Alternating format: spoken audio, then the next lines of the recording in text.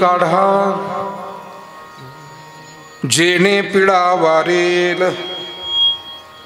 पथ्य नाम विठोबाचे आणि कवाचे न सेवी, भवरोगायसे जाय अनिक काय क्षुल्लके, पथ्य नाम विठोबाचे आणि कवाचे न सेवी, तुका म्हणे नोहे बाधा अनिक कदा भूतांची, पथ्य नाम विठोबाचे आणि कवाचे न सेवी, महायोग पीठे तटे भीमरथ्याम, वरम पुंडरीकाय दातुं मुनीन्द्रये, समागत्य तिष्ठन्तमानन्दकन्दं, परब्रह्मलिङ्गं भजे पाण्डुरङ्गं, अलङ्कापुरीरम्य सिंहासनस्थं, पदाम्भोज तेजस्फुरदिक्प्रदेशं, विधीन्द्रादिदेवैः सदा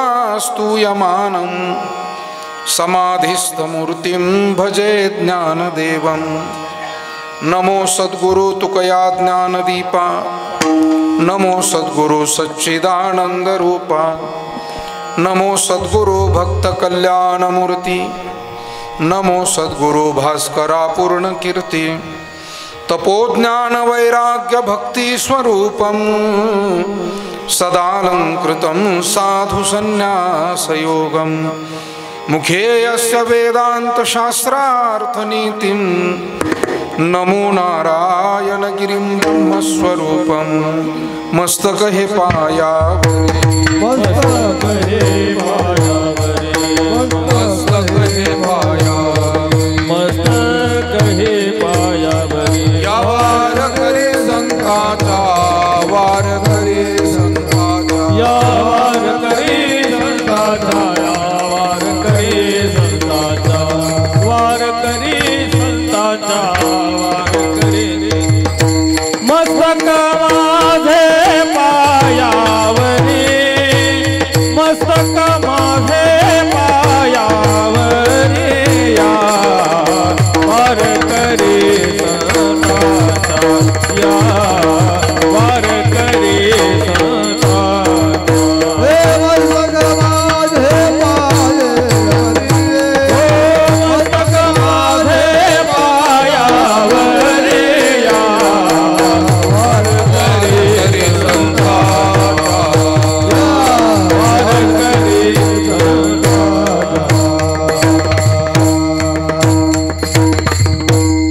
ब्रह्मरस घेई काढा जेणे पिडा वारेल, पथ्य नाम विठोबाचे आणि कवाचे न सेवी.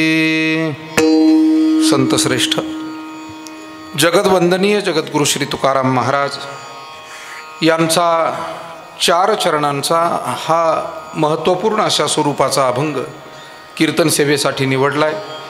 जगद्गुरु तुकाराम महाराजांना एक गोष्ट माहिती आहे की मनुष्य जीवन म्हटलं की त्यामध्ये दुःख आहे, व्यथा आहे, चिंता आहे, क्लेश आहे, अडचणी आहे. पण जीवनातील या सगळ्या दुःखावरती उपाय काय याचं संशोधन संतांनी केलं, त्याचा अनुभव स्वतः घेतला आणि तोच अनुभव जगालाही सांगितला. या अभंगद्वारा सुद्धा जगद्गुरु तुकाराम महाराज म्हणतात, भगवान परमात्म्याच्या नामस्मरणातून मिळणारा जो आनंद, ईश्वरीय सेवेतून, त्या ब्रह्मतत्वाच्या सेवेतून मिळणारा आनंद म्हणजेच ब्रह्मरस. आणि त्या ब्रह्मरसाचं पान केलं, तो काढा घेतला की जीवनातील पीडा नाहीशी होईल, दुःख नाहीसे होतील. पण औषध म्हटलं की पथ्य आलं. आणि म्हणून दादा याचा आवाज थोडासा दे, ते बंद कर, थोडा आवाज दे.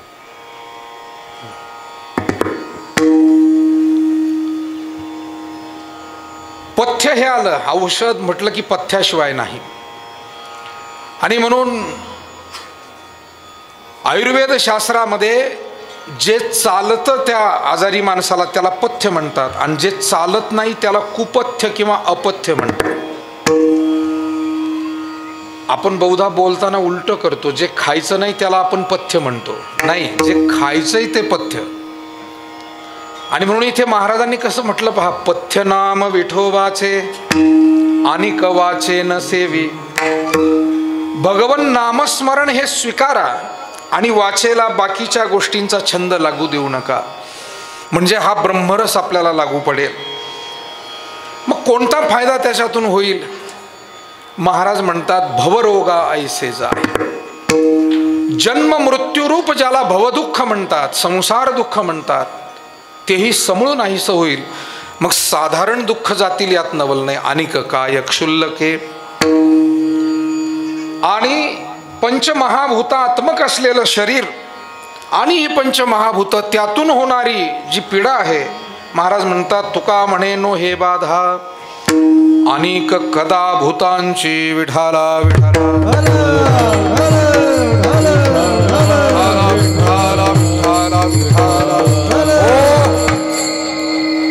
अभंगातील चारही चरणांचा हा थोडक्यात मतितार्थ आपल्यासमोर ठेवलाय.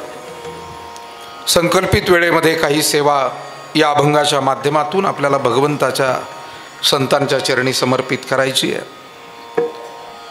डोराळे, तालुका राहता, जिल्हा अहिल्यानगर या ठिकाणी वेताळ पाटील परिवार आणि या परिवाराच्या पूजनीय मातोश्री कैलासवासी गंगा भागीरथी सत्यभामाबाई बाजीराव पाटील वेताळ यांचं प्रथम पुण्यस्मरण आपल्या सर्वांच्या उपस्थितीमध्ये आज साजरं केलं जात आहे. हे पुण्यस्मरण मोठ्या श्रद्धेनं जे करतायत ती त्यांची सर्व मुलं मुली सुना नातवंड. त्यामध्ये श्री उत्तमराव बाजीराव पाटील वेताळ, श्री बाळासाहेब बाजीराव पाटील वेताळ, श्री ज्ञानदेव बाजीराव पाटील वेताळ, श्री साईनाथ बाजीराव पाटील वेताळ, श्री बाबासाहेब बाजीराव पाटील वेताळ, श्री संजयराव बाजीराव पाटील वेताळ आणि मातोश्रींच्या मुली गंगा भागीरथी सुनीताताई साईनाथ पाटील निकम आणि सौभाग्यवती चंद्रकलाताई सीताराम पाटील खाडे. या निमित्तानं वेताळ पाटील परिवाराचे जमलेले सर्व आप्तेष्ट नातेवाईक, डोराळे आणि पंचक्रोशीतील सर्व ग्रामस्थ, आपल्या डोराळे गावची आणि परिसरातील आदरणीय भजनी मंडळी, डोराळे कणकुरी पंचक्रोशीतील आदरणीय भजनी मंडळी, विद्यार्थी मंडळी, विनेकरी हरिभक्तीपरायण निकम महाराज, ज्याने आपल्या प्रभावी सुंदर गायनानं प्रारंभ करून दिला ते गायनाचार्य संगीत विशारद नंदकिशोरजी महाराज भगत, गल्ले बोरगाव, तालुका खुलताबाद, जिल्हा छत्रपती संभाजीनगर. दुसरे अत्यंत प्रभावी असे गायनाचार्य संगीत विशारद सुनीलजी महाराज पारे, वळण मानोरी, तालुका राहुरी, जिल्हा अहिल्यानगर. अत्यंत समर्पक अशी वादनाची प्रभावी साथ करणारे आपल्या सद्गुरू नारायणगिरी महाराज आश्रम श्री क्षेत्र नेवासा येथील आमचे सहकारी प्रसाद महाराज तरवडे, आपले दोन्हीही चोपदार बंधू, या निमित्तानं आवर्जून उपस्थित या भागातील जाणती आणि प्रमुख मार्गदर्शक मंडळी, त्यामध्ये सन्मान्य बाबासाहेबजी डांगे पाटील तथा बापू. या निमित्तानं आवर्जून उपस्थित सन्मान्य भाऊसाहेब पाटील थेटे, सन्मान्य नानासाहेब पाटील डांगे, सन्मान्य रावसाहेब भाऊ पवार, समोर बसलेली जुनी जाणती प्रमुख मंडळी, भजनी मंडळातील आमचे सहकारी, कणकुरी भजनी मंडळाचे प्रमुख विष्णुपंत डांगे पाटील, डोराळे भजनी मंडळाचे प्रमुख सुपेकर नाना, त्याचबरोबर ज्यांचं हे अत्यंत चांगलं कार्यालय आपल्याला या ठिकाणी या ग्रामीण भागामध्ये ज्यांनी सोय करून दिलेली आहे, नानासाहेब पाटील डांगे, दोघंही नानासाहेब पाटीलच आहेत. तेव्हा ज्यांचं कार्यालय ते सुद्धा आमचे नानाभाऊ डांगे पाटील, त्यांचा सगळा परिवार, ज्यांची सुंदर साऊंड व्यवस्था आपल्या भागामध्ये नव्हे तर जिल्ह्यात आणि महाराष्ट्रात सुप्रसिद्ध आहे, असे आपले रविभाऊ चौधरी पोहेगाव, तालुका कोपरगाव, आमचे व्हिडिओग्राफर, समोर बसलेली वडीलधारी मंडळी, तरुण मंडळी, माता भगिनी आणि विशेष करून वेताळ पाटील परिवारातले सर्व सदस्य, आजींची सर्व मुलं, 6 बंधू, मोठा परिवार आहे, 2 भगिनी आहे, सुना आहे, नातवंड आहे. पण अतिशय श्रद्धेनं भक्तिभावानं हा कार्यक्रम त्यांनी करू घातला आहे आणि म्हणून जवळजवळ 4-5 महिने झाले असतील आमच्या रविभाऊ चौधरी यांनीच मला फोन केला, त्यांचे आणि वेताळ पाटलांचे स्नेहसंबंध. तदनंतर भेटायलाही आले, पत्रिकाही दिली, कालच्या चतुर्थीलाही येऊन गेले, कालच्यालाही फोन झाला. म्हणजे अतिशय काळजीनं, प्रेमानं, आपुलकीनं त्यांनी या कार्यक्रमाचं सगळं नियोजन केलं आहे.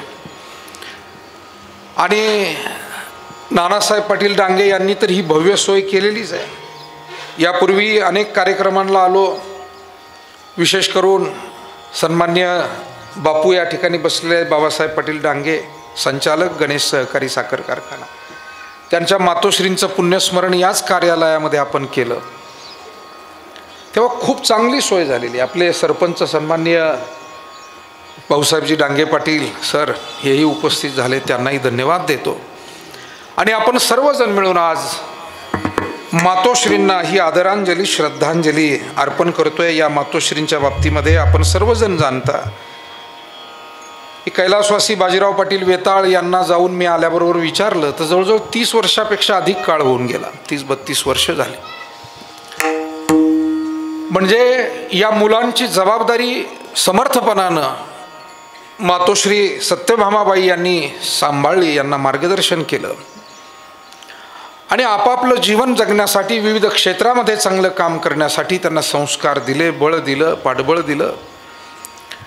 मला वाटतं घरातल्या वडीलधाऱ्या माणसांचं मार्गदर्शन जिथे दिलं जातं आणि जिथे घेतलं जातं त्या परिवारांची एक वेगळी वाटचाल आपल्याला पाहायला मिळते, एक चांगली वाटचाल पाहायला मिळते.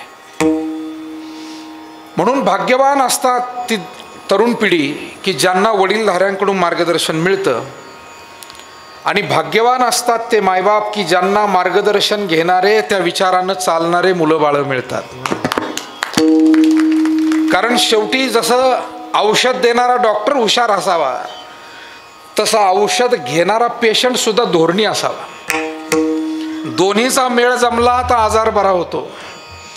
डॉक्टर किती हुशार आहे, पेशंटनं औषधच नीट घेतलं नाही, पेशंटला समजलंच नाही औषध कसं घ्यायचं. एका पेशंटला डॉक्टर म्हणले, पा तुझा जरा अग्निमंद झालाय, पचनशक्ती कमी झाली. आमच्या डांगेताई बसलेल्या आहेत, माजी डायरेक्टर गणेश सहकारी साखर कारखाना, तुमचंही स्वागत आहे.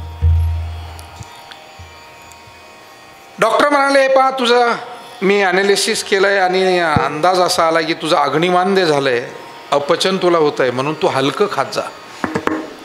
पेशंट फारच हुशार होता ताई. त्यानं विचार केला, हलकं काय आहे? मग तो म्हणाला, पाण्यापेक्षा तेल हलकं आहे, कारण ते पाण्यावर तरंगतं, आणि तेलापेक्षा भजे हलके म्हणला ते तेलावर तरंगतात. तेव्हा पेशंट हा इतका अति हुशार जर भेटला तर मला वाटतं डॉक्टर स्वतः कितीही प्रयत्न करत राहिले तसंही तुम्हाला सांगू का, अति हुशारी ही घातकच ठरते. काही काळ उत्कर्ष झाल्यासारखा वाटतो आणि नंतर ही माणसं उद्ध्वस्त होतात. विठाला विठाला विठाला विठाला विठाला.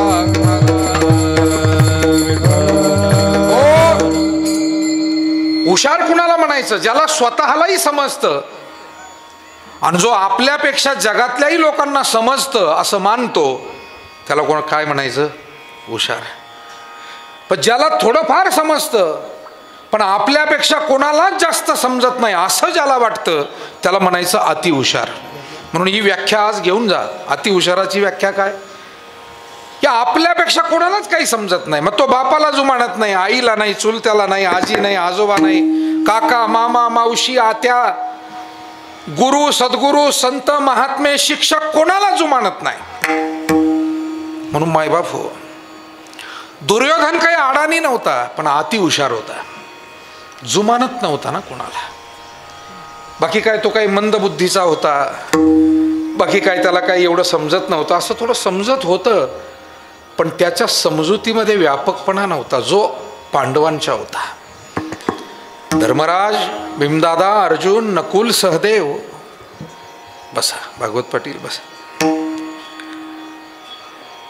या सगळ्यांनी वेळोवेळी मार्गदर्शन घेतलं. आईच्या पुढे गेले नाही. आईनं अडाणीपणाने एखादी गोष्ट सांगितली असेल पण आई सांगते ते योग्य आहे कारण हे पहा, वडीलधारी माणसं आपल्यापेक्षा कमी शिकलेली असतील, पण आपल्यापेक्षा त्यांचे अनुभव जास्त असतात.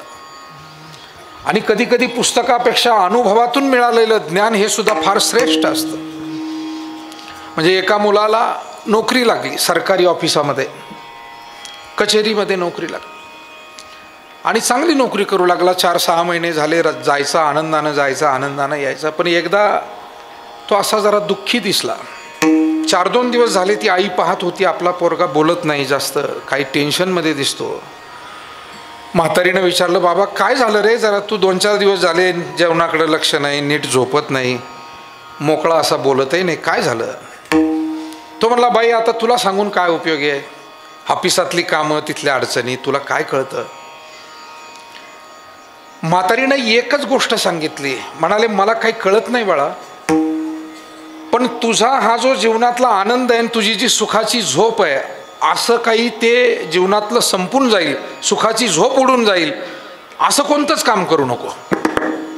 2 कामं कमी झाली चालतील, पण रिकामं काम करू नको. आज अडचण तीच आहे की 2 कामं चांगलेही करतायत, पण त्याला जोडून 1 काम रिकामटं करून ठेवतात. आणि म्हणून जीवनामध्ये ह्या वाडवडील माणसांनी जसं समाधानाने जीवन जगलं, ते समाधानानं नवी पिढी जगू शकत नाही, कारण रिकामटे उद्योग वाढवतात. 2 चांगले मित्र जोडतील तर 1 वाह्यातही जोडतील. 2 चांगले कामं करतील, 1 वाह्यात करून, 2 चांगले वाक्य बोलतील, 1 वाह्यात वाक्य बोलतील. यालाच तर अतिहुशारी म्हणायचं. आणि म्हणून तुम्ही मार्गदर्शन घ्या नका घेऊ, पण ही वस्तुस्थिती आहे. जोपर्यंत तुम्ही वाडवडील माणसांचं ऐकत नाही. आता त्या पोराची परिस्थिती अशी होती, गोष्ट पूर्ण करतो माझी. तो का दुःखी होता, तर एक माणूस यायचा आणि तो म्हणायचा, साहेब हे एवढे पैसे घ्या, पण माझं ते काम करून द्या. आणि ते काम होतं अनलिगल, ते होतं चुकीचं, नियमबाह्य, कायदाबाह्य. आता त्याला अशी चिंता पडली होती, काम करावं तर ते बेकायदेशीर आहे, नाही करावं, बरेच पैसे आपल्या दारात आलेले. आणि तो नवीन होता, तो काय असा घट्टे पडलेले नव्हते त्याला भ्रष्टाचाराचे. आता ज्यांना घट्टे पडलेले असतात ना, ते निगरगट्ट झालेले असतात. दुनिया झाली तर त्यांच्यावर काही परिणाम होत नाही. उघडे दिसले काय, पागडे दिसले काय, काय होत नाही.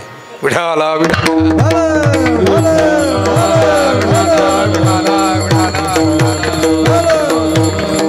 घट्टे पडलेले असतात. हे नवीन पोरग, नवीन नोकरीला लागलेलं, आपल्या भाषेत सांगायचं कवळं. आणि म्हातारीनं त्याला 1 वाक्य सांगितले, पहा तुझी सुखाची झोप आयुष्यातली संपून जाईल, असा निर्णय घेऊ नको. आणि 1 वाक्यानं त्याचं कोडं सुटलं.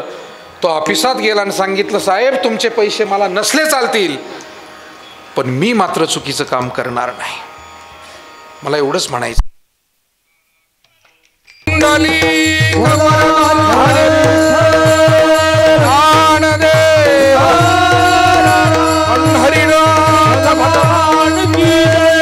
ज्ञानेश्वर महाराज, जगद्गुरु तुकाराम महाराज, सद्गुरु गंगागिरी महाराज, सद्गुरु नारायणगिरी महाराज, सद्गुरु जोग महाराज, सच्चिदानंद सद्गुरु साईनाथ महाराज की जय. आणि म्हणून मानवी जीवनामध्ये मनुष्याला हे जीवन सुखानं आनंदानं व्यतीत करायचं आहे. आणि जुन्या पिढीचं वैशिष्ट्य होतं, साधी माणसं होती, परंतु जीवनात काही वाढवून ठेवलं जाणार नाही याची ते काळजी घेत होते. आज चांगली माणसं आहे, पण जीवनामध्ये वाढवून ठेवतात.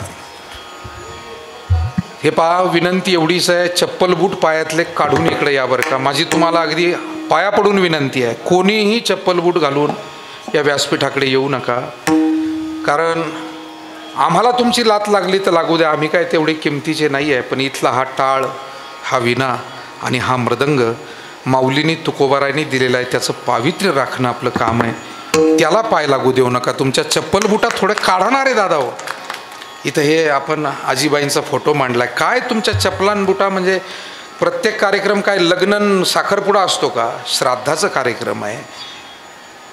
हा कार्यक्रम कीर्तनाचा आहे, त्याच्यात फरक असतो. सभा वेगळी, कीर्तन वेगळं, लग्न वेगळं, आणि आपल्याला त्या त्या कार्यक्रमांची समज असली पाहिजे. विठाला विठाला. आता त्या मगाशी त्या पुरी चपला घालून हिंडत होत्या, आता तुम्हाला समजलं पाहिजे. चांगल्या हायस्कूलला जाणाऱ्या मुली आहे, चांगलं आहे. तुम्हाला चपला घालून आमच्या पुढे हिंडता तुम्ही, बरं तुम्हाला सांगायलाच कोणी राहिलं नाही. सांगितलं तुम्ही ऐकत नाही, आणि मग हे तर बोलतोय मी सध्या. बसा. विठाला विठाला विठाला विठाला विठाला विठाला. कुंडली कवरदा हरी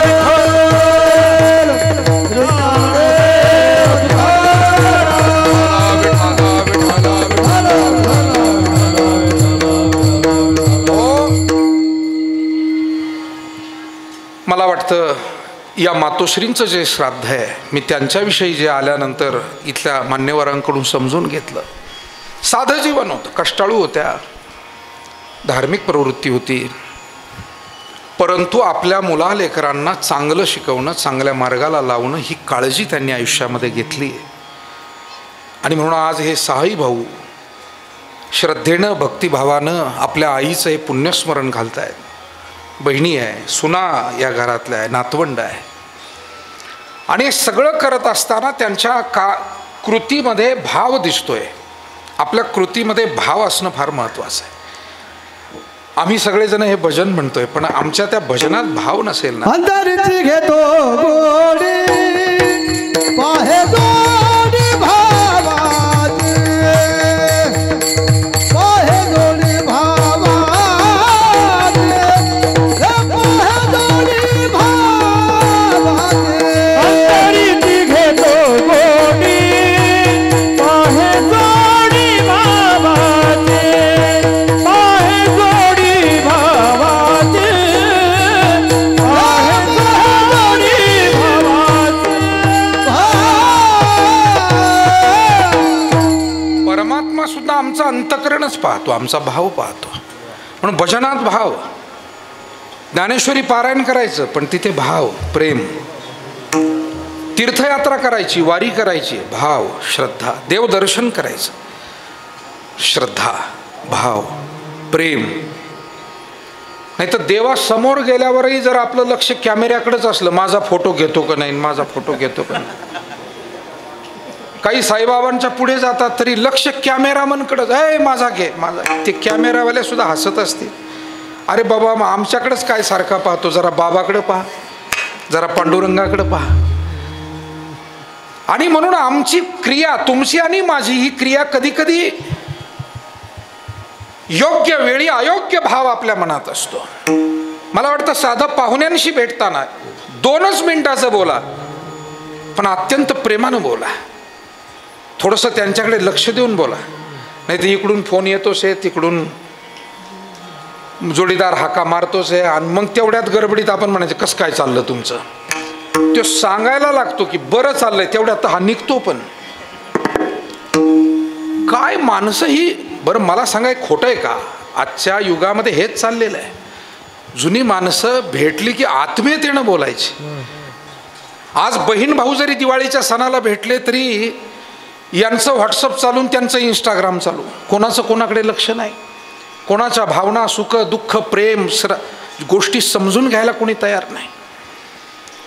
आणि मग आम्ही सुखाच्या शोधार्थ 4 धामाला निघतो, 12 ज्योतिर्लिंगाला निघतो, देव देवस्थानाला निघतो. मला वाटतं सुख जसं तीर्थात आहे, सुख जसं अन्य ठिकाणी आहे, तसं सुख रोजचं आमच्या जगण्यातच आहे. घरातली लहान लेकरं आहे, पण त्यांच्याशी सुद्धा जर बोबड्या बोलात प्रेमाने आपल्याला 5 मिनिटं बोलता आलं, त्यांच्याशी खेळता आलं, तरी सुद्धा ते सुख आहे. आलेल्या पाहुण्यांशी आपुलकीनं बोलता आलं, ते सुख आहे. प्रेम सुख दे,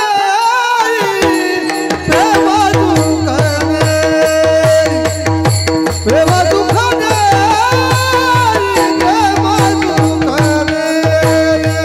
प्रेम सुख दे, प्रेम सुख दे, प्रेम सुख दे,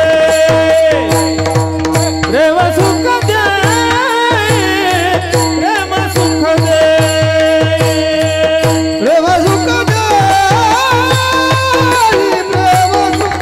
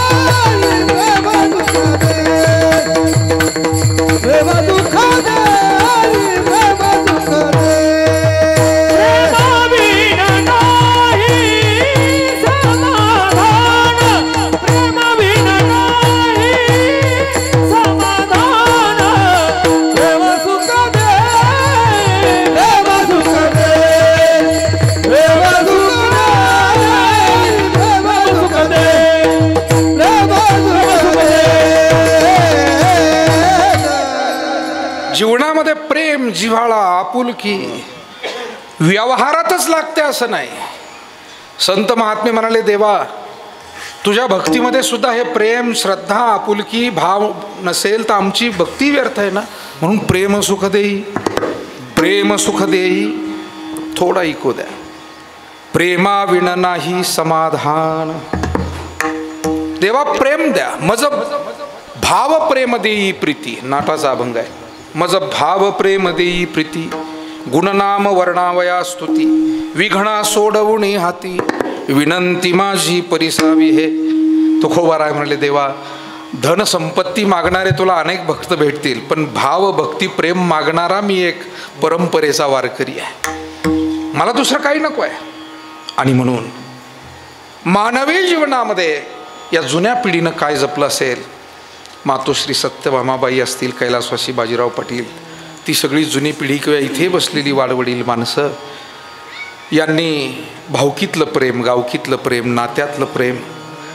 आणि माझी नव्या पिढीला रोज विनंती असते, सांगणं असतं की बाबा हो, 2 पैसे मिळवा, शिक्षण घेऊन मोठे व्हा, पण हे सगळं करताना आपल्या घराण्यांमध्ये चालत आलेले जे संस्कार आहेत ते सोडू नका.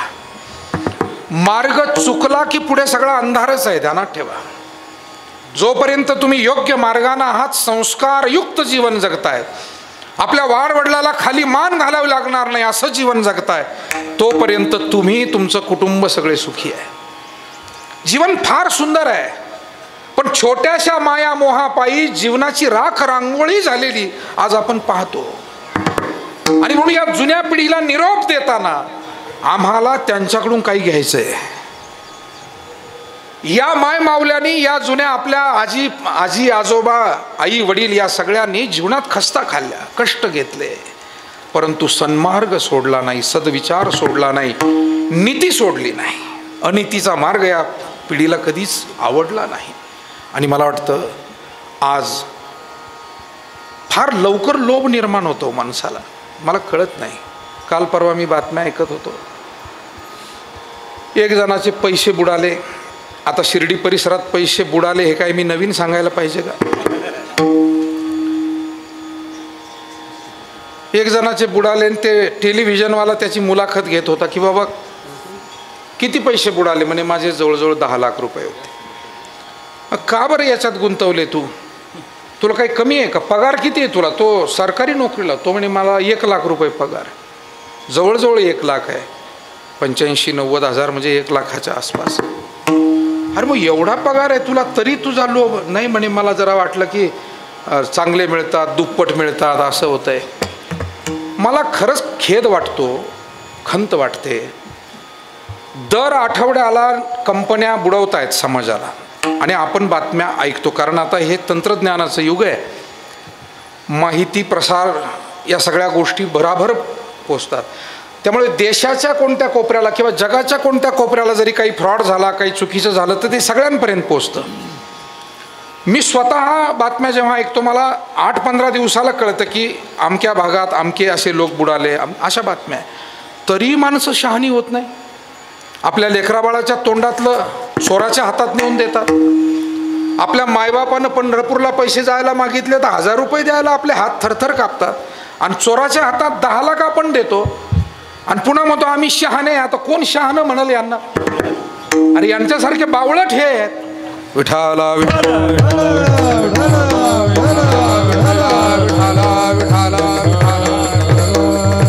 कुंडली कवरदा हरी ज्ञानदेव हरिनाथ.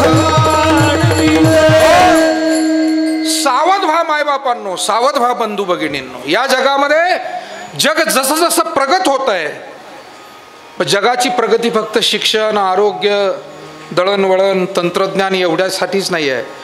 फसवाफसवीची प्रगती सुद्धा फार वाढली.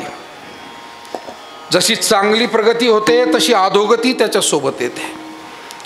पूर्वीच्या काळी माणसांना फसण्याचा धोका कमी होता, हल्ली सर्व ठिकाणी फसण्याचा धोका आहे. व्यापारात सुद्धा तुम्ही विचारपूर्वक व्यापार करावा, खरेदी करताना विचारपूर्वक करावी, संबंध जोडताना, मग ते नाते संबंध असो, ते व्यवहाराचे असो, ते मैत्रीचे असो, फसगत होते. आणि जीवन उद्ध्वस्त होत आहे. चुकीचे निर्णय घेऊ नका. अल्पज्ञानानं, अज्ञानानं, मायामोहानं निर्णय घेऊ नका. अहो मी म्हणतो अध्यात्मात सुद्धा फसगत होते.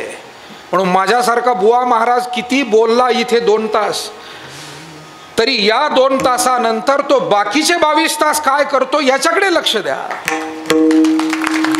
अहो इथं उभा केलं, इथं बोलावंच लागणार आहे. इथं वाईट कोण बोलणार आहे मला सांगा ना. मधुरावाणीच्या पडू नका भरे, पडू नका भरे, मधुरावाणीच्या नका पडू भरे, पडू नका भरे, मधुरावाणीच्या पडू नका भरे, पडू नका भरे, मधुरावाणीच्या पडू नका भरे, पडू नका भरे.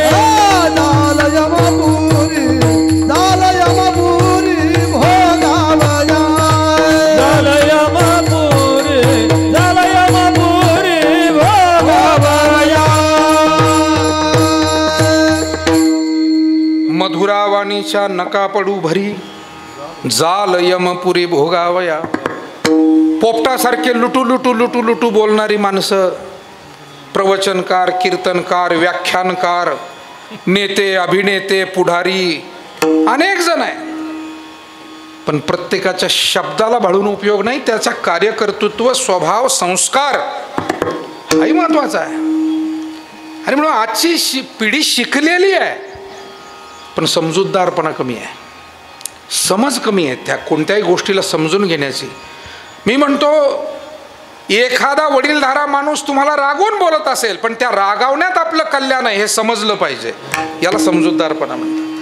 आणि एखादा तुमचा मित्र गोड बोलून तुम्हाला दारू प्यायची शिकवत असेल, याच्यात तुम्ही बर्बाद होत नाही, तुमच्या कुटुंबाला आणि पुढच्या 2 पिढ्यांना बर्बाद करताय, उद्ध्वस्त करताय. म्हणून गोड बोलला नुसता म्हणून तो श्रेष्ठ ठरला असं नाही. आमचे चोखोबा महाराज म्हणतात, काय भुलला शिवर दिया रंगा, काय भुलला शिवर दिया रंगा, काय भुलला शिवर दिया रंगा, काय भुलला शिवर दिया रंगा. उस डोंगा परी रसनो हे डोंगा, उस डोंगा परी रसनो हे डोंगा, काय भुलला शिवर दिया रंगा, काय भुलला शिवर दिया रंगा. ओखा डोंगा परी भावनो हे डोंगा, ओखा डोंगा परी भावनो हे डोंगा, भावनो हे डोंगा, भावनो हे डोंगा, भावनो हे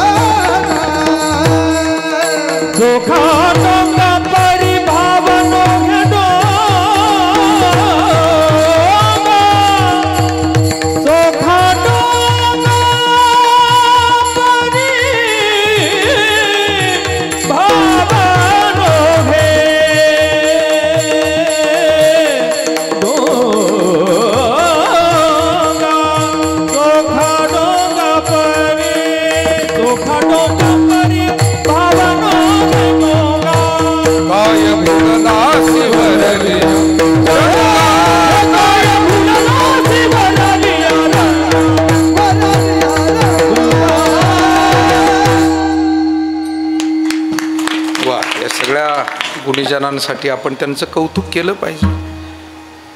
एका आजोबा नातू रस्त्यानं चालले होते, आठवलं म्हणून सांगतो. जुना काळ, खरीपाची पेरणी झालेली अशाच कालावधीमध्ये, आणि थोडी बाजरी पोटऱ्यात आलेली. आता पोटऱ्यात येणं म्हणजे काय, आजच्या भाषेत आजच्या पिढीला हे कळणं थोडंसं कठीणच आहे. साकण म्हणजे काय, येठण म्हणजे काय, दोरखंडच आहे, पण वापर जसा तसं त्याचं नाव आहे. बैलगाडीला बांधली की साकण, आवताला बांधले की येठण. मोठं समृद्ध भाषा आणि समृद्ध संस्कृती आपली सगळी. पण आता काळाच्या ओघामध्ये अनेक गोष्टी आता लुप्त होत चालल्या. तेव्हा बाजरी अगदी कमरेला छातीला अशी लागत होती, आणि त्याच्यात काही शेंदडं बी टाकलेलं होतं. टाकायचे पूर्वी तुरीमध्ये, बाजरीमध्ये, मठ वगैरे असेल, खरीपाच्या याच्यात शेंदडं टाकली जायची. एखादा पाट घातला जायचा किंवा त्याच्यात मिसळून दिलं जायचं. रस्त्याच्या कडेनं अशी ती पिकलेली शेंदडं दिसत होती. तो नातू आपल्या आजोबाला म्हणाला, आजे नाते चालले होते ना पायी पायी. नातू म्हणला, बाबा अहो पिकलेली शेंदडं दिसत आहेत म्हणे, इथून रस्त्यावरून दिसत आहेत, घेऊन येऊ का? म्हातारा म्हणला, बहुतेक ते कडू असतील बाळा, नको आणू. आता नातू शिकला सवरलेला नव्या पिढीतला, तो म्हणला, आजोबा तुम्हाला इथूनच कसं काय कळलं ते शेंदडं कडू आहेत म्हणून? आपले सर्वांचे सद्गुरू नारायणगिरीजी महाराज हे उदाहरण सांगायचे. इथून कसं काय कळलं म्हणे आजोबा तुम्हाला शेंदड कडू? मग जाऊन पहा म्हणे. गेलं पोरग, एक शेंदड थोडं टोकरलं, चाटून पाहिलं, कडू. दुसरं कडू. आणि मग ते नातू आला म्हणे, आजोबा मानलं बुवा तुम्हाला दूरदृष्टी आहे म्हणे, इथूनच कळलं शेंदड कडू आहे. अरे म्हणे दूरदृष्टी नाही, ही अनुभव दृष्टी आहे. जर ते चांगले असते ना तर रस्त्यावरून दिसताना सुद्धा लोकांनी ठेवलेच नसते म्हणे ते. ज्या अर्थी तुला रस्त्यावरून दिसतात आणि तरी ठेवले, कारण लोकांनी ज्ञानोबांनी चालवलेली भिंत सुद्धा प्रसादावारी घरी नेली म्हणे.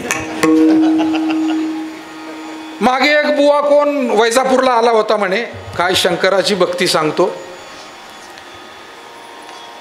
तर त्यानं सांगितलं म्हणे, तुम्ही जिथे उभा आहात तिथली माती घरी नेली तरी तुम्हाला कल्याण होईल. मला तिथले एक डॉक्टर भेटले परवा, वैजापूरला गेलो. ते म्हणले, अहो त्या आमच्या शेतात खड्डे झाले हो म्हणे, गुडघ्या उडाले, लोकांनी सगळी माती काढून नेली म्हणे तिथं.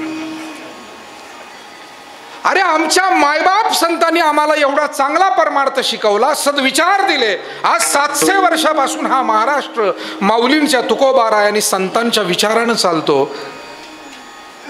मग तुमच्या घरीच अमृताचा कुंभ भरलेला आहे आणि आपण गटाराचं पाणी घेऊन पितो, अशी परिस्थिती झाली. आज हे असे बुवा बाबा म्हणून फसवणारे लोक काही कमी आहे. म्हणून मी सांगत होतो की दृष्टी पाहिजे, समज पाहिजे, समजूतदारपणा पाहिजे. म्हणून कोणी एखादा रागून बोलेल पण ते आपल्या हिताचं आहे तर त्याचे पाय धरा ना. तुकोबाराय म्हणतात ना, यावे तया काकुलती जे दाविती सुपंथ, जे दाविती सुपंथ, जे दाविती सुपंथ. यावे तया काकुलती जे दाविती सुपंथ, जे दाविती सुपंथ, जे यावे तया काकुलती दाविती सुपंथ, जे दाविती सुपंथ, दाविती जे सुपंथ. यावे तया काकुलती जे दाविती सुपंथ, दाविती सुपंथ, जे दाविती सुपंथ. यावे तया काकुलती जे दाविती सुपंथ. जे तुम्हाला चांगला मार्ग दाखवतील त्यांना क्यू काकुळतीला येऊन विचारा, आणि जे वाईट मार्गाला लावतील ते घरी येऊन गोड बोलून सांगत असले तरी त्याला थारा देऊ नका. तर इथून पुढच्या काळात कुटुंब टिकणार आहे आणि चांगलं जीवन आपल्याला जगता येणार आहे. अन्यथा चांगलं जीवन राहिलेलं नाही. आणि म्हणून जे चांगलं काम करणारे आहेत ते आपल्याला पाणी लावायला बसलेले नाही, आणि जे पाणी लावतात ते चांगलं काम करतीलच याची शाश्वती नाही. तेव्हा व्यवहारात असो, नातेसंबंधात असो, जीवनाचे महत्त्वाचे निर्णय घेताना असो, नव्या पिढीनं शिक्षणाबरोबर समज वाढवणं फार गरजेचं आहे.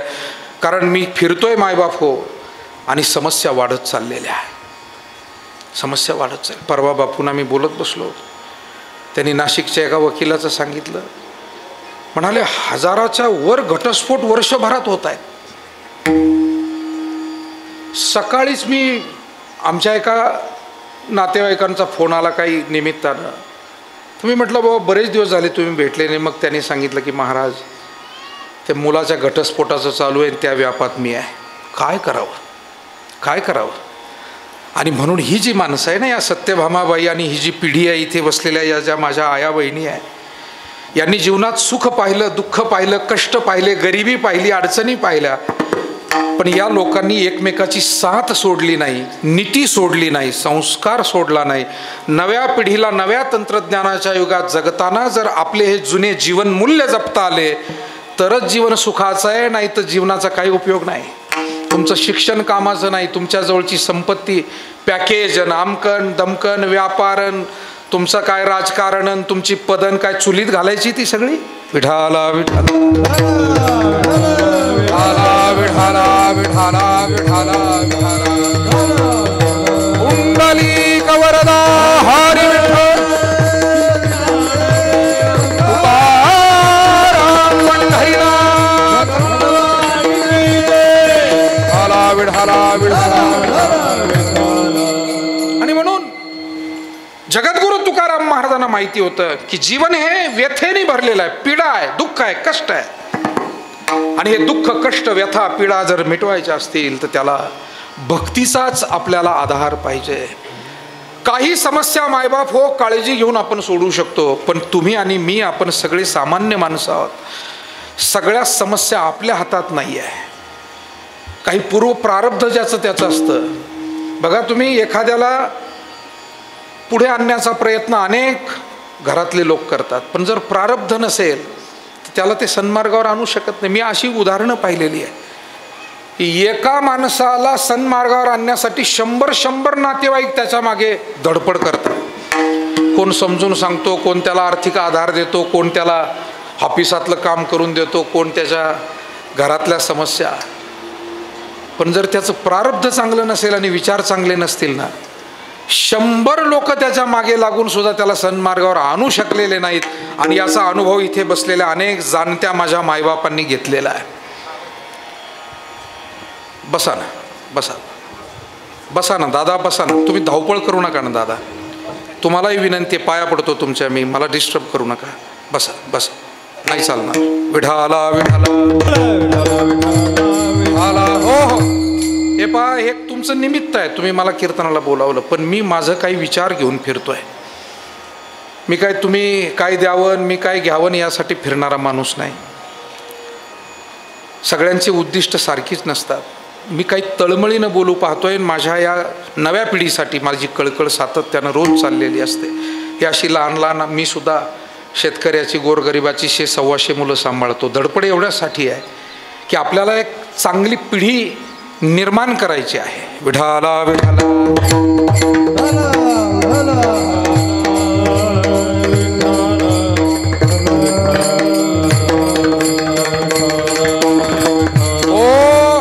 आपले सर्वांचे परमार्थ मार्गदर्शक महामंडलेश्वर स्वामी काशिकानंदगिरीजी महाराज यांचं आगमन झालंय. मी आपल्या सर्वांच्या वतीनं त्यांचं स्वागत करतो, त्यांच्या चरणी नतमस्तक होतो. मी आपल्याला सांगत होतो की तुकोबारायांना हे जाणवलं, जीवन म्हणजे व्यथा, संकट, दुःख यांनी भरलेलं आहे. तुकाराम महाराज ते एका अभंगात म्हणतात, अरे माणसाच्या जीवनातली दुःख दगडाला सांगितले तो फुटून जाईल, असं महाराजांनी एका अभंगात म्हटलं. अनिक दुःखे सांगू किती, सकळ संसाराची स्थिती, नसा हे पाषाण फुटती, भय काप चित्ती भरलासे. अनेक दुःखे सांगू किती, ही दुःख अशी आहे, पण या दुःखावर उपायच नाही का? हो, मी सांगत होतो, काही दुःख आपण आपली काळजी घेऊन मिटवू शकतो, पण काही दुःख अशी आहे आता आपल्याला एखादा आजार होणं हे आपल्या हातात नाही. काही पथ्य पाळली तर काही आजार होणार नाही, पण सगळेच आजार हे मानवी चुकीमुळे होत नाही. काही प्रारब्धाच्याही गोष्टी असतात हो. आणि त्या आता सांगा, कोरोना हे एक सामुदायिक प्रारब्ध होतं. याला बोलू नका, थांबा दादा बोलू नका. त्याला समष्टी प्रारब्ध म्हणतात. कोरोनाचं जे प्रारब्ध आहे त्याला काय म्हणतात? समष्टी प्रारब्ध. तुम्ही बाहेर जा, गप्पा मारा, काय हरकत नाही. विठाला विठाला विठाला विठाला विठाला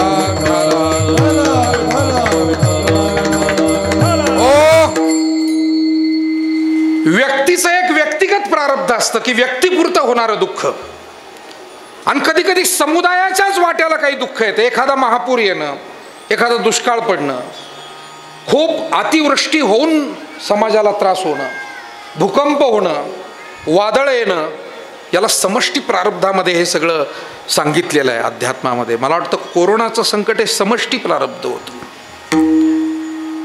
म्हणजे सगळ्या समुदायावरच आलेलं संकट होतं, लहान थोर त्याच्यात. मला सांगा, कोरोनामध्ये कुठं जातभेद होता, धर्मभेद होता, पंथभेद होता का गरीब श्रीमंत भेद होता? पण तसा भेद नाहीच आहे. मी म्हणतो देवात भेद नाही, याच्यापेक्षा रोगात सुद्धा भेद नाही. आपण का भेद पाळायचे? आपण खूप, आमच्या संतांनी सांगितलं, विष्णुमय जग वैष्णवांचा धर्म, भेदाभेद भ्रम अमंगळ विठाला विठाला.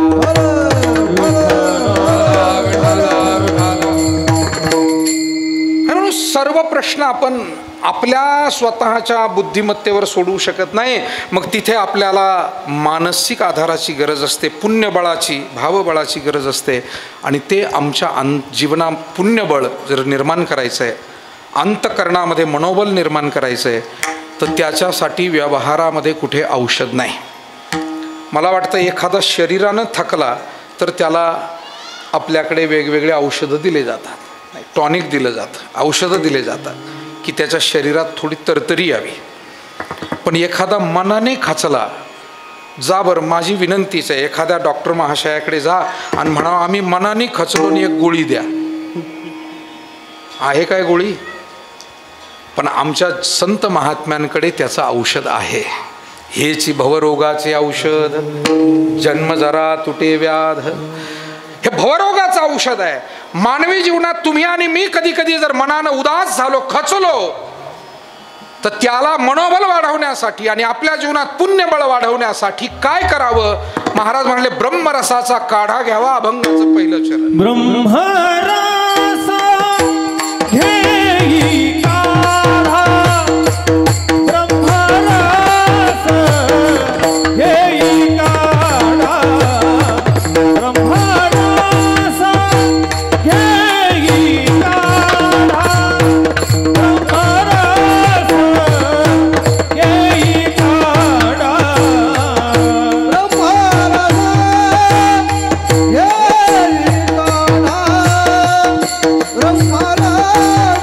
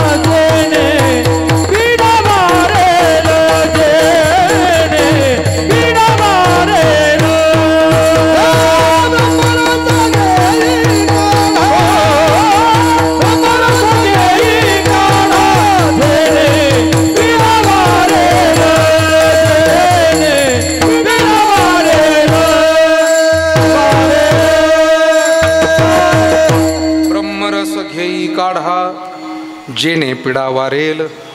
आता आयुर्वेदातला शब्द आहे काढा. मला वाटतं जो उकळून घेतला जातो त्याला काय म्हणतात? काढा. जो वाफेतून मग त्याचा द्रव स्वीकारला जातो त्याला आसव म्हणतात. त्याला काय म्हणतात? ते सुद्धा पातळ असतो पण तो काढा नाही.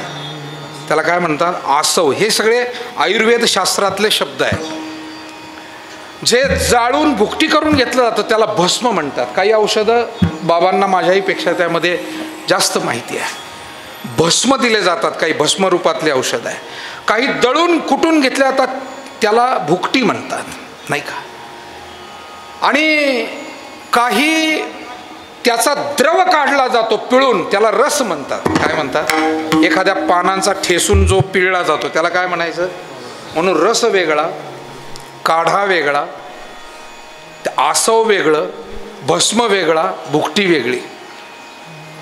इथे रस आहे पण तो पिळलेला नाही, तो काढ्यातून मिळवलेला रस आहे.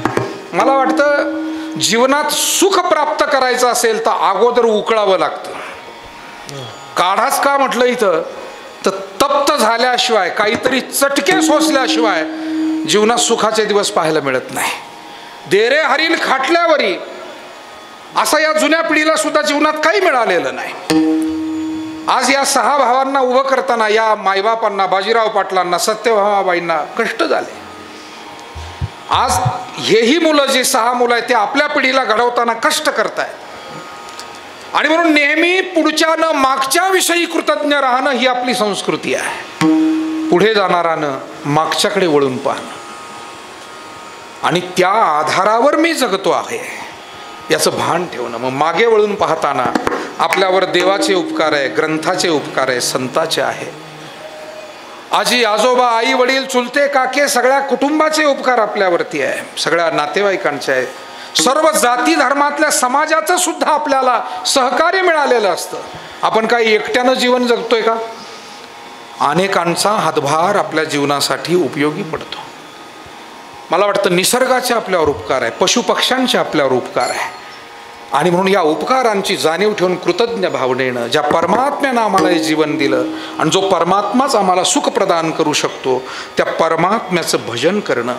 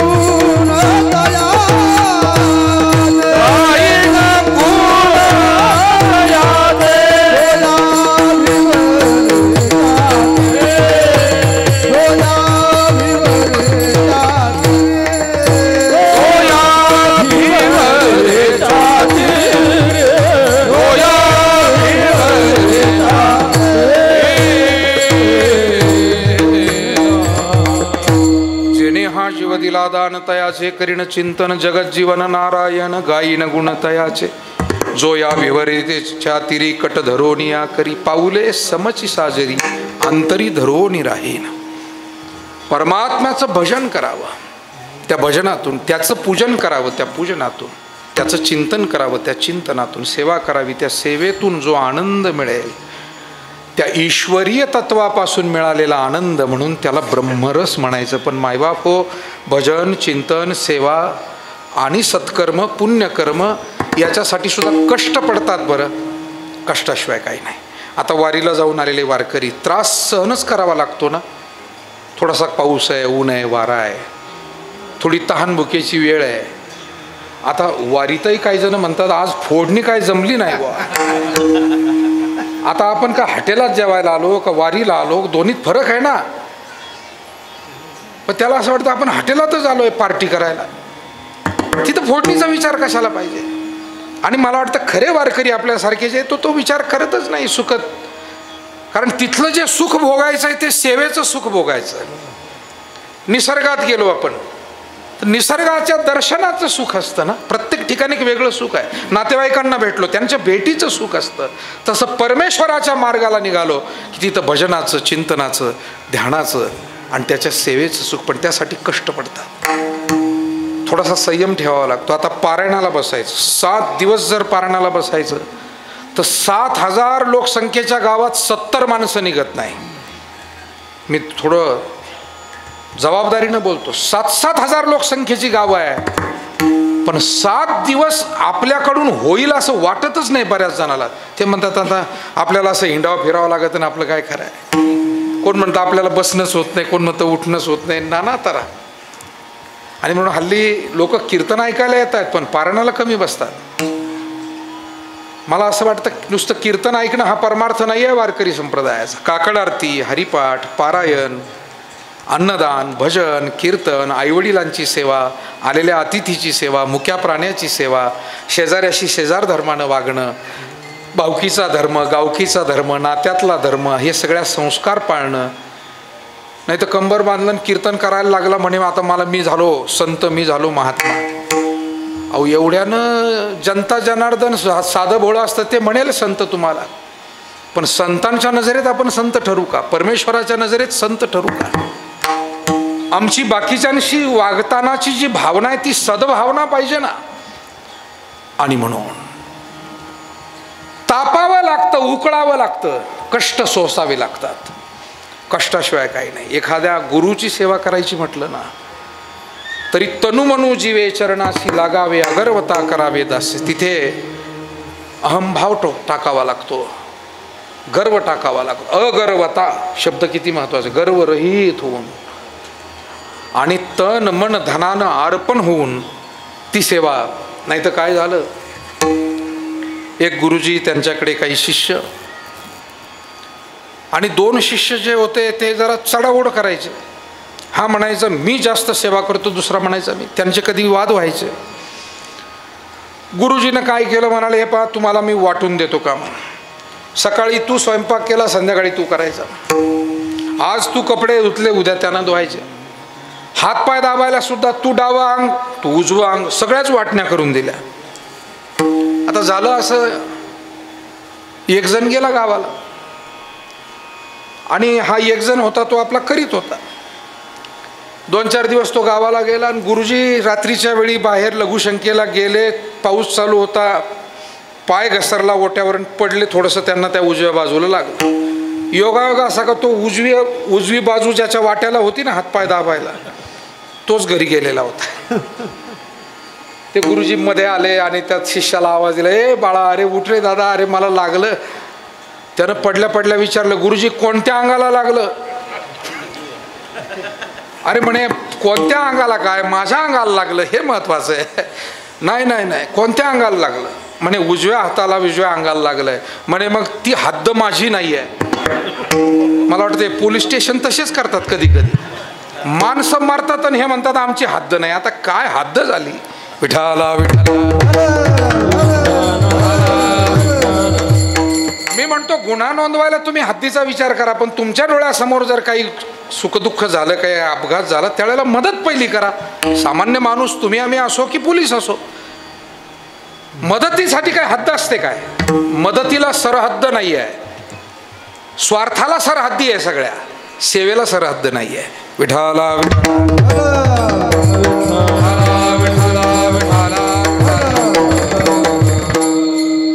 पण हा शिष्य अज्ञानी. तो म्हणला गुरुजी मी काय तुम्हाला मदत करणार नाही, कारण उजवी बाजू तुम्ही त्याला दिलेली आहे. अरे पण तो गावाला गेला आहे, आता इथं दुसरं कोण नाही, ते काय मला सांगू नका. त्या बिचारे गुरुजीने हातानेच आपलं थोडं झाड पाला काय थोडं लावलं, जरा रक्त निघलं होतं, जखम झालती, झोपले.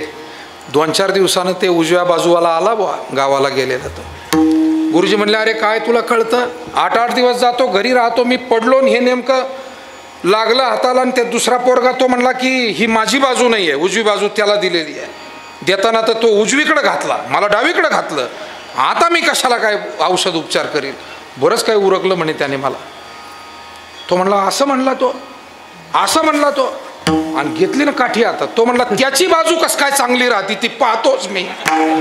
गुरु म्हणला ए बाबा, अरे तुम्ही दोघं जा म्हणला घरी, मी आपला एकटा बरा इथे.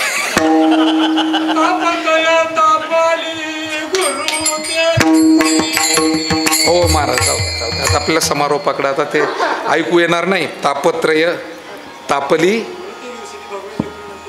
हा भगवे दे, नाही ते तो काही विषय नाहीये, फक्त गुरुचा विषय आहे. हा काही भेदभाव नाही त्याच्यामध्ये.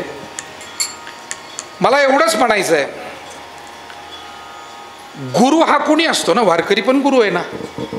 मग तिथे भगव्याचं प्रमाण नाही लागू होत. विठाला विठाला गुरु गुरु आहे, महात्मा महात्मा आहे. आणि म्हणून मला एवढंच म्हणायचं आहे की जर भाव नसेल, प्रेम नसेल, श्रद्धा नसेल, गुरु सेवा करायची म्हणजे तापवावं लागतं. आई वडिलाची सेवा, इथे बसलेले अनेक असे सज्जन स्त्री पुरुष माझ्या समोर आपण आहात की वडीलधाऱ्या माणसांची तुम्ही पूर्वी सेवा केली आणि आजही कोणाच्या घरी असेल तुम्ही आजही लक्ष देता, सेवा करता. नाही तर वृद्धाश्रम पुरले असते का? आपल्यासारख्या अनेक सज्जनांनी आम्ही अगदी ऐकतो, पाहतो, डोळ्यांनी पाहतो. तेव्हा आईवडिलाची सेवा सुद्धा कष्टच घ्यावे लागतात, त्याच्याशिवाय होत नाही. आमचे बापू आईला आंघोळ घालून सगळं केल्याशिवाय घराच्या बाहेर पडत. आणि इथे असे अनेक बापू आहेत, अनेक आदरणीय माणसं आहे की ज्यांनी या सेवा केलेल्या आहे. जे करतायत तेव्हा उकळावं लागतं, कष्ट घ्यावे लागतात, तापावं लागतं. तापणं म्हणजे तप. आणि म्हणून ब्रह्मरस घेई काढा जेने पिढा.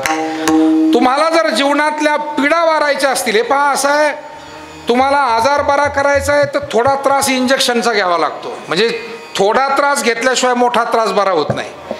सलाईन लावायचा थोडा त्रास घ्यावा लागतो.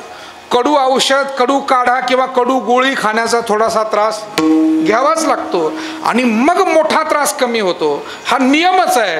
तसं सेवा करताना थोडंसं दुःख कष्ट पडतील, पण जीवनातले सर्व कष्ट त्यानं निवारण होतील. जेने पिढा वारेल, आदिदैविक, आदिभौतिक आणि आध्यात्मिक अशा त्रिविध तापांचा परिहार होतो तो भगवत भक्तीनं. आणि मग महाराज म्हणतात पथ्यनाम विठोबाचे आणि कवाचे न सेवी.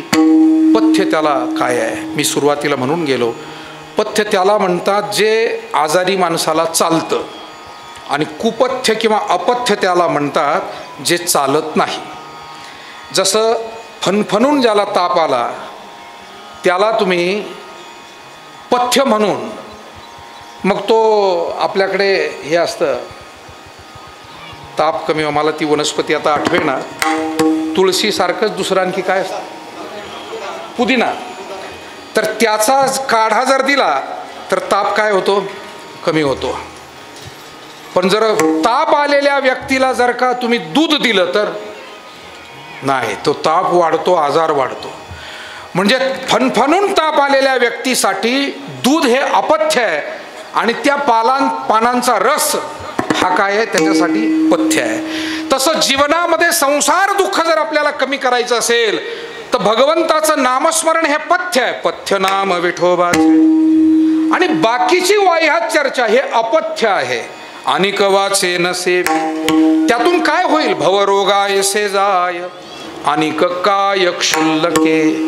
जीवनातील भवरोग नाहीसा होतो. भवरोग म्हणजे काय, जन्माला आल्यापासून ते मृत्यूपर्यंत आणि या जीवनाच्या दोन्ही टोकाला असलेलं जो जन्म मृत्यू आहे, त्या जन्म मृत्यूचं दुःख, जीवनातलं दुःख आणि पुन्हा अनंत जन्मांचं दुःख, हे सगळंच दुःख भगवन नामानं वजा होईल. आणि म्हणून भवरोगाय से जाय अनिक काय क्षुल्लके विढोबार.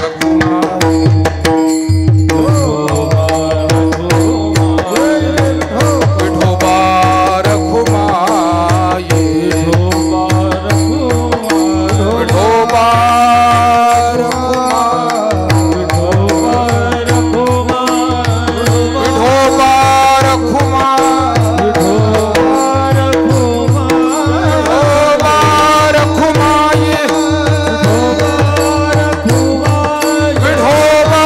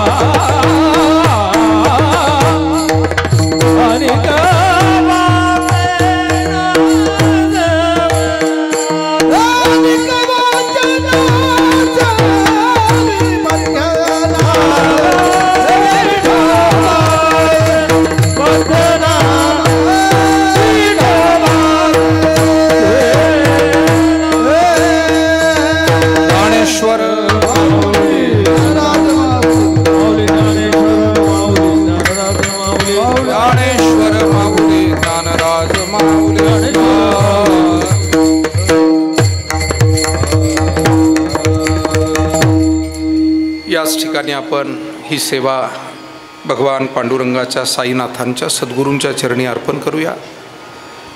डोराळे नवनाथ महाराजांची पवित्र पावनभूमी आहे, मोठं जाज्वल्य देवस्थान.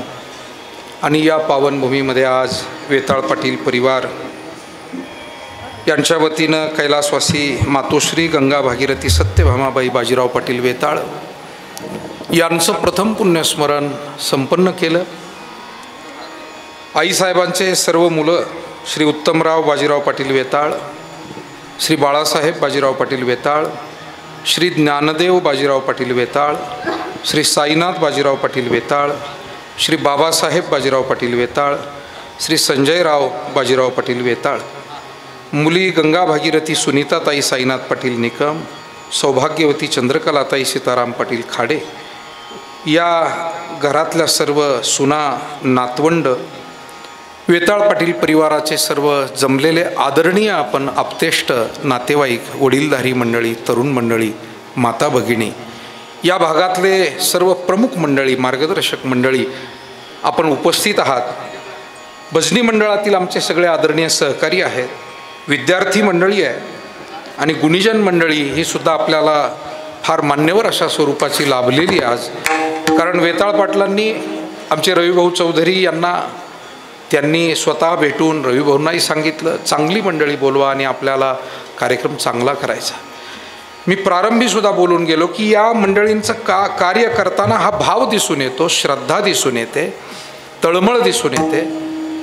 आणि म्हणून आईविषयीचा हा एक शेवटचा सेवेचा कार्यक्रम आहे. मला वाटतं मायबापांच्या सेवेतली एक महत्त्वाची शेवटची जबाबदारी म्हणजे श्राद्ध असतं आणि ते श्रद्धेनं करणं, म्हणून त्याला श्राद्ध म्हणायचं. आज खरोखर वेताळ पाटील परिवाराने श्रद्धेनं भक्तिभावानं हे श्राद्ध या ठिकाणी घडवून आणलं. आईसाहेबांचे मातोश्रीचे आशीर्वाद, कैलासवासी बाजीराव पाटलांचे आशीर्वाद या परिवाराला, मुलं मुली, सुना नातवंड सगळ्यांना सदैव लाभावे आणि या परिवाराची इथून पुढील वाटचाल अध्यात्ममय, उत्कर्षमय, भक्तिमय व्हावी एवढीच पांडुरंगाच्या साईनाथांच्या चरणी प्रार्थना करतो. या निमित्तानं पुन्हा एकदा मातोश्रींना भावपूर्वक आदरांजली वाहतो आणि मातोश्रींना निश्चितपणे, कारण कोणत्याही घरातली आई म्हणजे जी भक्तिमूर्ती, सेवामूर्ती, प्रेममूर्ती, त्यागमूर्ती असते. आईमध्ये प्रत्यक्ष त्याग आहे, भक्ती आहे, सेवा आहे, प्रेम आहे, परोपकार आहे. घरातल्या माता भगिनी जेवढा परोपकार, सेवाभाव त्यांच्यामध्ये असतो तेवढा अन्यत्र पाहायला मिळत नाही. आणि म्हणून निश्चित या मातोश्रींना ते भगवंताच्या चरणी स्थान प्राप्त झालेलंच आहे. त्यांचे आशीर्वाद या परिवाराला राहावेत एवढीच इच्छा. या ठिकाणी आपल्या सर्वांचं श्रद्धास्थान मार्गदर्शक पूज्य परमश्रद्धेय महामंडलेश्वर काशिकानंदजी महाराज उपस्थित राहिले, त्यांनाही धन्यवाद देतो.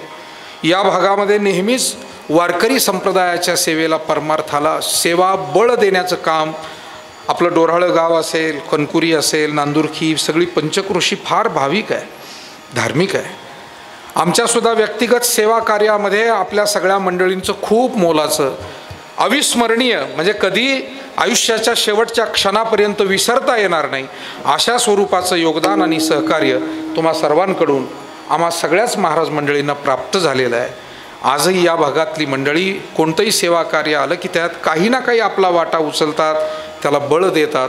आणि म्हणून मी तुम्हा सर्व डोराळे, कणकुरी आणि पंचकृषीचं सुद्धा या निमित्तानं ऋण व्यक्त करतो आणि या ठिकाणी थांबतो. बरोबर 12:30 वाजलेले, 2 मिनिट फक्त वर झाले. 10:30 ते 12:30 पत्रिकेत वेळ त्यांनी बरोबर छापली.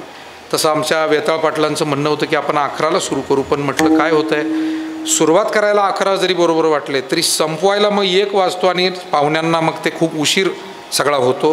तुम्ही केवढं मोठं अन्नदान करणार ते वेळेत व्हावं, चांगलं व्हावं आणि म्हणून मी वेळेत या ठिकाणी थांबतो. विठ्ठल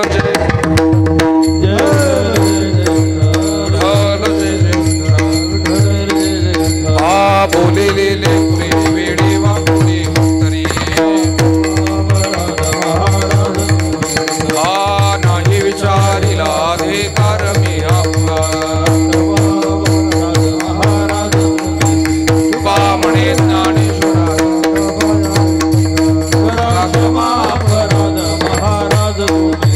ज्ञानदेव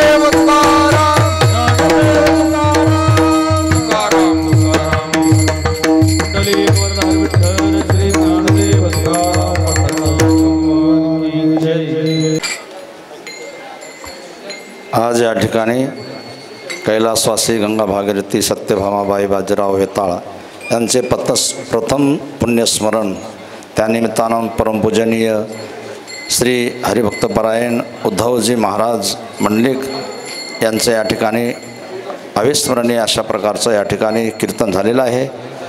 त्यांच्यातर्फे श्रद्धांजली वाहिल्याची आहे. आम्ही सध्या आमच्या भक्त परिवारातर्फे आश्रमातर्फे या मातोश्रीला श्रद्धांजली वाहून या वेताळ परिवाराच्या दुःखामध्ये सहभागी होऊन भगवंतांनी त्यांना दुःखामध्ये शक्ती द्यावी अशा प्रकारची मी श्रद्धांजली वाहतो. सर्व परिवाराला धन्यवाद देतो, उपस्थितांना देखील धन्यवाद देतो आणि या ठिकाणी थांबतो. ओम सद्गुरू साईनाथ महाराज.